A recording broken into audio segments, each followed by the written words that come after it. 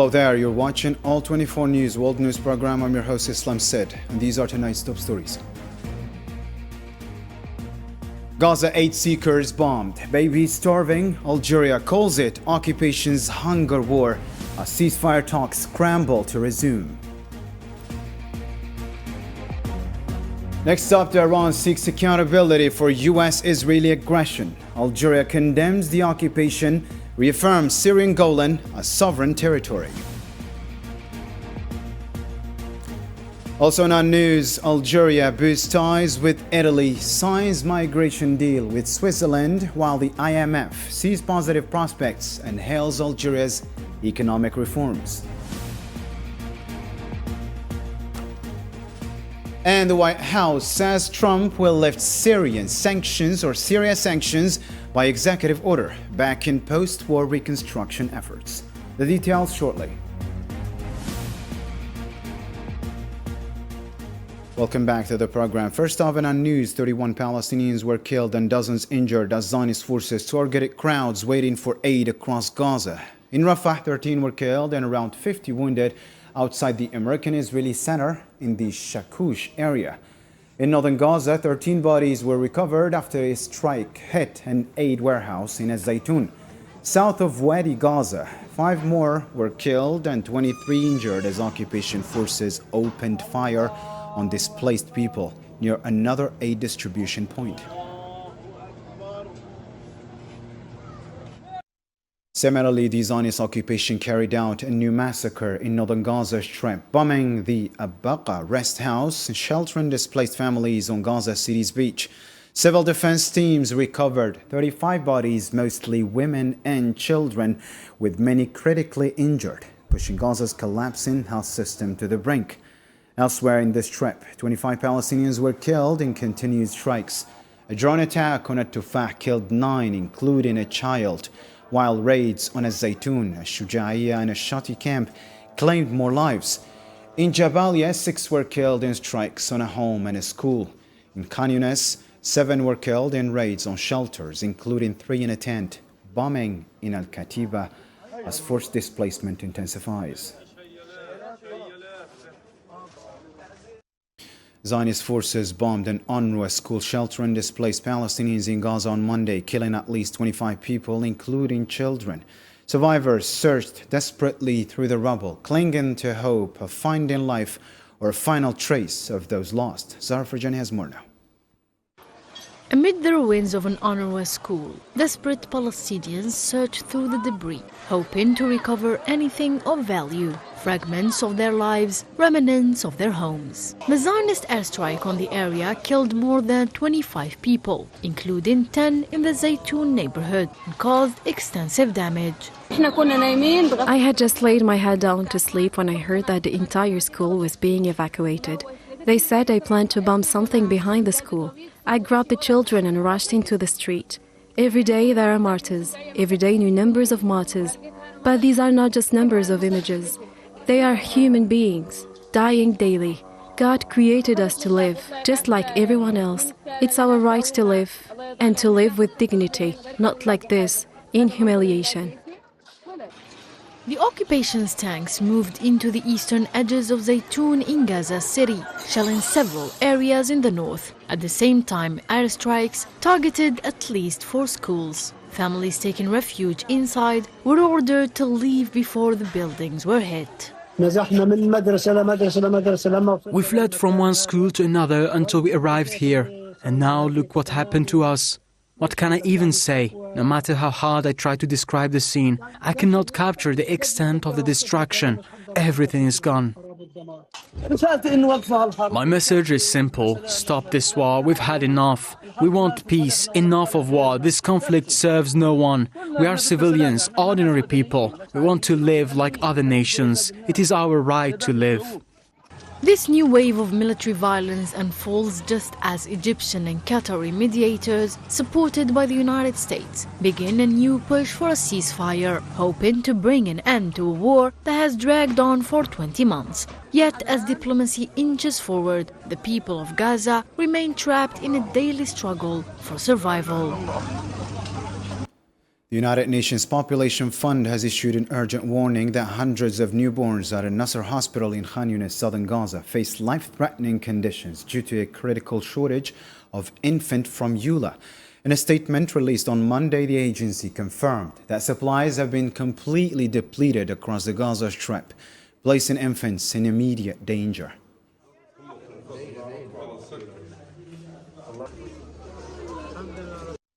On a related note, Algeria has again denounced the Zionist entity's deliberate starvation of Palestinians in Gaza, calling it a blatant violation of international law. Speaking at a UN Security Council meeting on the Middle East, Algeria's Deputy UN Envoy Tawfiq Al-Eid Qudri stressed that malnutrition has become universal in Gaza Strip, with Palestinians subjected to degrading conditions at so-called aid distribution centers.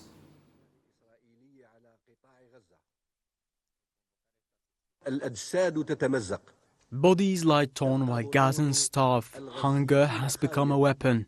Malnutrition touches every life, with children dying not from lack of milk, but from sheer brutality. The denial of baby formula cannot be justified as a military tactic. It is pure inhumanity. Aid centers meant for relief have turned into death traps.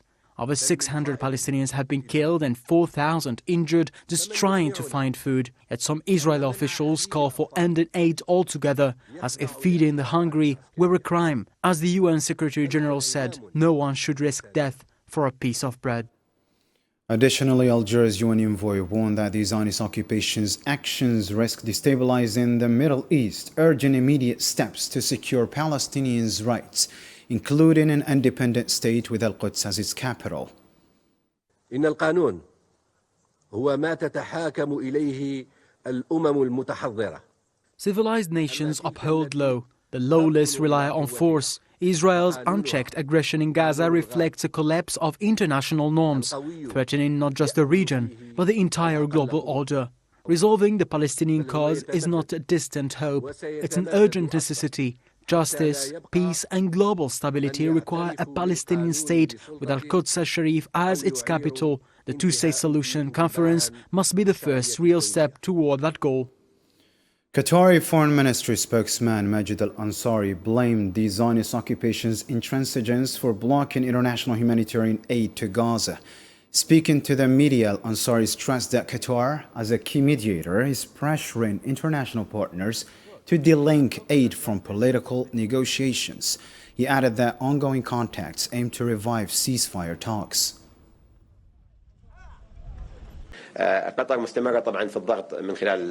Qatar continues to apply pressure through its international partnerships, stressing the need to separate humanitarian aid from political negotiations. Nothing blocks aid from reaching Gaza except Israeli obstruction. The world is sending help, yet it remains just meters from those in need. Currently, there are no formal ceasefire talks. If there were, the involved parties would confirm it. However, indirect communications are ongoing. Qatar, alongside Egypt and the US, is working to establish a framework to resume negotiations. Despite the challenges, Qatar remains committed because negotiation is the only path forward. Moving on to another topical development in the Middle East still. Iranian judiciary spokesman Asar Jahangir announced that the death toll from the recent Zionist aggression has risen to 935. Based on updated forensic data, he confirmed on Monday that the victims include 38 children and 132 women killed in the Zionist entity's war against Iran.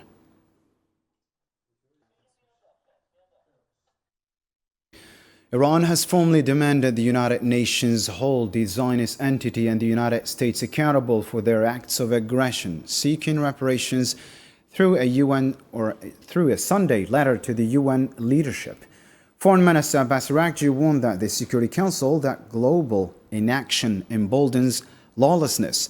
Meanwhile, Tehran insisted on real guarantees against American attacks before returning to negotiations while maintaining its right to peaceful uranium enrichment.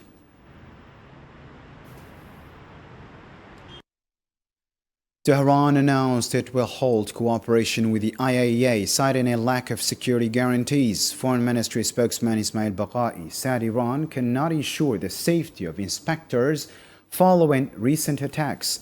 He added that a legal committee is being formed to report damages from Zionist and U.S. aggression on Iran's nuclear sites. We are strongly dissatisfied with the positions and actions of the Director General of the International Atomic Energy Agency, Rafael Grossi. We are critical and believe that he has not acted within the framework of his technical duties and responsibilities as the Director General of the agency. Still with the Middle East latest updates, Algeria demanded concrete UN Security Council measures to halt Zionist occupation violations on Monday, criticizing the narrow technical approach to renewing the UNDOF mission mandate. A senior Algerian diplomat warned this reflects the Council's paralysis in addressing Israeli occupation's transgressions. We regret the narrow technical approach that has been adopted, an approach that merely resulted in a superficial update of the text. Unfortunately, this approach reflects the state of paralysis that has afflicted this Council when it comes to the violations committed by the Israeli occupation, which require concrete actions and practical measures that the Security Council has long failed to incorporate into its resolutions. The adopted resolution simply does not reflect the new reality prevailing in the UNDOF area of operation and is inconsistent with the Secretary General's report. Sahrawi reaffirmed Algeria's firm stance that the occupied Syrian Golan is Syrian land and any Zionist presence or attempt to alter its legal status is null and void. The occupying power does not conceal its intentions. It declares them openly and implements them on the ground by expanding its incursions into Syrian territory, beyond the disengagement zone and into the Yarmouk Basin, establishing positions on Mount Hermon. Meanwhile, this council continues to play the role of a silent observer. My country reiterates its firm position that the occupied Syrian Golan is Syrian land, and that any presence of the occupying power on it or any attempt to alter its legal status is null and void and has no legal effect whatsoever. We stress that the Security Council must fully assume its responsibilities and that its decisions and actions must be rooted in reality and aimed at achieving justice rather than entrenching impunity. UN Secretary-General Antonio Guterres has openly acknowledged the declining legitimacy of the UN Security Council, calling for urgent reforms, including veto restrictions during mass atrocities. In a candid TV interview, he stated the current structure fails to reflect today's geopolitical realities and requires expansion of both permanent and non-permanent membership.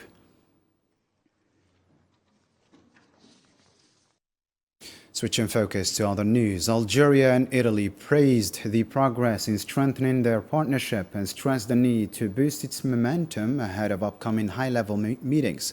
The remarks came during a meeting in Algiers between Minister of State and Foreign Minister Ahmed Attaf and Italian Foreign Ministry Secretary General Riccardo Guariglia, held as part of the fourth session of strategic dialogue. According to the Algerian Foreign Ministry, the talks also reviewed the outcomes of the session, co-chaired by Guariglia and Algerian Foreign Ministry Secretary General Lounas Magraman.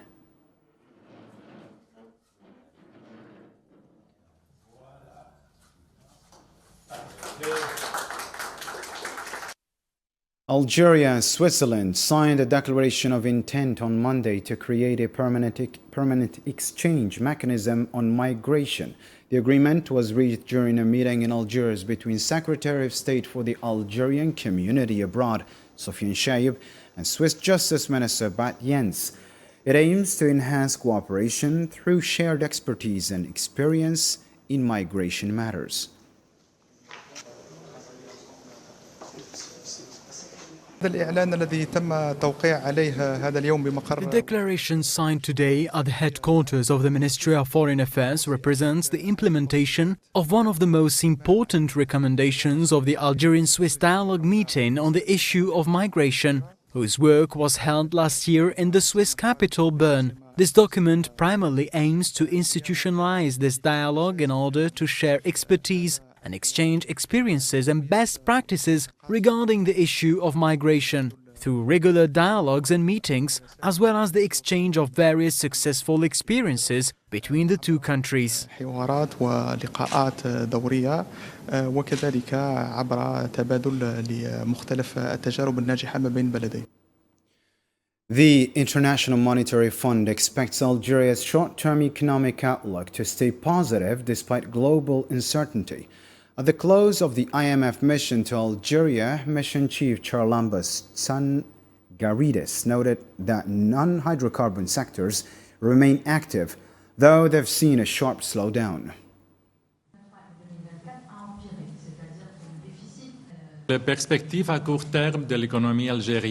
Algeria's short-term economic outlook remains positive despite global uncertainties. Progressive budget adjustment is essential to strengthen fiscal resilience and rebuild fiscal space. Monetary policy should remain focused on price stability, while greater exchange rate flexibility would strengthen the economy's capacity to absorb external shocks, including those linked to hydrocarbon prices.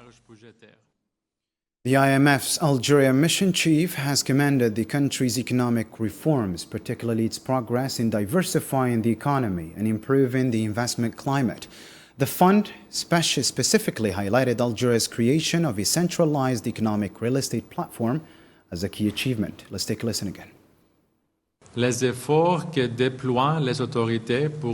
mission welcomes the authorities' efforts to diversify the economy and improve the business climate in order to stimulate private investment. Key initiatives include the establishment of a one-stop platform for land access, efforts to align exports with international standards, and the promotion of e-commerce. The mission encourages the continuation of these reforms but advises against the broad application of tax incentives, which could potentially result in revenue losses. Still with economies-related news, on Monday, the White House Press Secretary Caroline Leavitt announced that President Donald Trump will sign an executive order ending U.S. sanctions on Syria. The move follows Trump's May decision to lift the measures to support Syria's post-war reconstruction.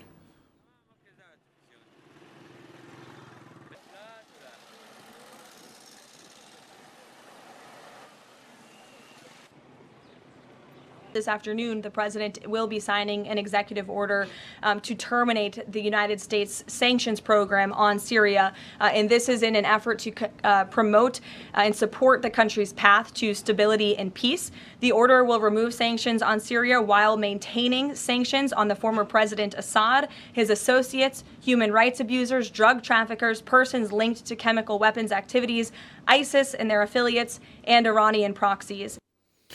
Switching focus to African news, as the Democratic Republic of Congo celebrated its 65th independence anniversary on Monday, President Felix Tshisekedi underscored the urgent need to achieve genuine economic autonomy while addressing ongoing security threats from armed militias. More details with Yassine Erkti now. In Oicha, a sprawling refugee camp in North Kivu, Eastern Democratic Republic of Congo, thousands live in dire conditions as violence rages on. The region remains under siege by armed groups including M23 rebels who, despite a peace deal signed with Rwanda on June 27th, still control Goma and Bukavu, the region's largest cities. Today, the difference we see isn't just in one group. Foreign soldiers are arriving here, different types of soldiers. But we don't see any change in these soldiers who say they are coming to help us. No, we're still talking about war. For over 3 decades, Eastern DRC has endured relentless conflict. Provinces like North Kivu, South Kivu, and Ituri are caught in the crossfire, largely due to the country's vast mineral wealth. Rich in coltan, gold and diamonds, the region attracts militias and multinational companies, fueling smuggling networks and prolonging instability. Parce que ce que nous vivons actuellement, c'est pas ce qu'on appelle l'indépendance. What we are experiencing today is not what one would call independence. To manage our mineral and natural resources, we must rely on the United States, Qatar, and foreign powers. This means that economically we're not independent. We're independent only in name, because sometimes the West even imposes leaders on us who come to govern us here in the Democratic Republic of the Congo. As the DRC commemorates 65 years since gaining independence from Belgium, many citizens say the celebration rings hollow. Locals decry the continued presence of foreign forces and the nation's reliance on outside powers, such as the United States and Qatar, to manage its resources. In fact, we can say that the struggle of our founding fathers for independence has been betrayed by the new generations, by those who succeeded the founding fathers of the independence of the Democratic Republic of the Congo. The ongoing war has displaced millions and triggered a deep humanitarian crisis, marked by acute food insecurity and widespread sexual violence. For many Congolese, the ideals fought for at independence have been eroded, as foreign influence and internal strife continue to dominate national life. More international news stories making headlines in the News in Brief with Salman Asib.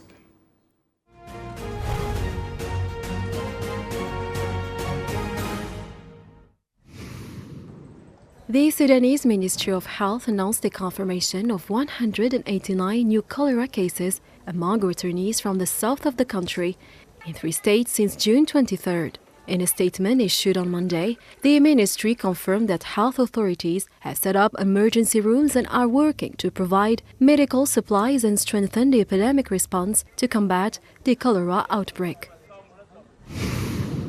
The Russian presidency announced that no meetings with Ukraine are expected soon. In a statement on Monday, reported by Sputnik, the Kremlin said the date for a third round of talks may be clarified in the coming days. This follows remarks by Foreign Ministry Sergei Lavrov expressing Russia's openness to serious efforts to resolve the crisis.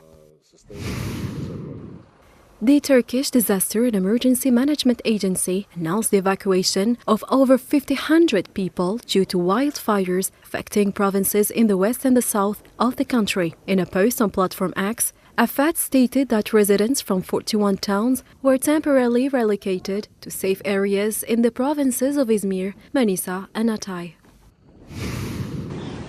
A record heatwave is gripping South Europe, triggering health warnings and wildfire alerts as temperatures continue to climb. France, Italy, Portugal and Spain have faced extreme heat for days, with some areas reaching 46 degrees. Spain's National Weather Agency reported this as the highest temperature recorded in 60 years, raising concerns about public safety and fire risks. And that brings us to the end of our news program for tonight. For more updates, you can always check our social media platforms, YouTube, Facebook, X and Instagram, as well as our website. On behalf of all 24 News team, I'm Islam said thank you for tuning in. Until next time, and good night.